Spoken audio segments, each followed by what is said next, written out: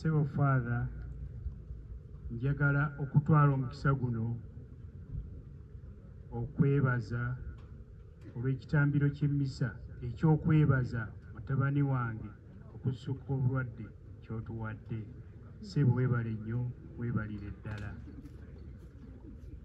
Kaakati bwe mala okwebaza Father, bannange abagenyi baffe ffenna n'abo abatuuse leeti, kantwale omukisa guno okubaaniriza bannange, mwebale otulinnyira mu musaayi, tweyanzizza tweyanzeege. Kaakati akantu kano kabadde katono nga tetwagala kabeere kanene olw'ennaku zino enkulu ezigenda mu maaso nga Kereziya ayina emikolo mingi. Bannange mwebale nnyo, baganda bange, bannyinaze, mikwano gyange, batabani bange, bazzukulu bange, banne mbeebaliza ddala. Sebo Father, kasookedde mutabani wange akomawo okuva ku mujjanjaba.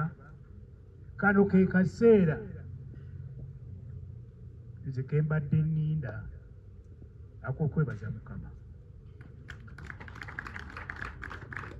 Era olwaleero ly'essanyu lyange kasookedde omwana akomawo.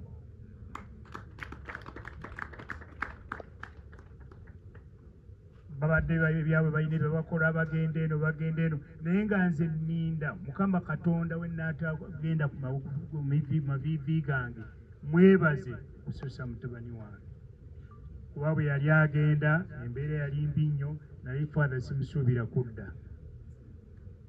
Namuwerekera ne tugenda ku nnyonyi, naye navaayo ng'amaanyi gampedde. Ennaku entono eziyise yampeereza ekifaananyi, babadde bampeereza ekifaananyi, n'ampeereza ekifaananyi ekyanzizaamu amaanyi, ne ŋŋamba ekitiibwa kiddizibwe Mukama. Olw'essaawa entono ze tulina, ebyokwogera nina bingi, naye tetulina ssaawa. Kati kansabe mutabani wange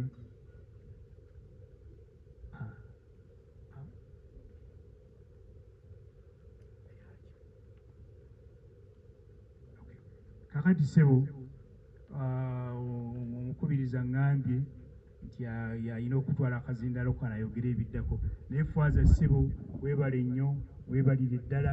Era olabye olunaku lw'eggulo saawummudde, twabadde ffenna bwankutudde noŋŋa nti Kereziya tetujja kubaayo, ng'ate puroguraamu yonna maze ogikolera ku Kereziya. Nakoze okutuuka essaawa 6 ndabe nga nteekawo ebintu bino tusabire mutabani wange. Sebo Father weebale nnyo, weebalire ddala. Abakwaya mwebale nnyo, tusiimye nnyo. Mukama akuume, mwebale nnyo, mwebalire ddala.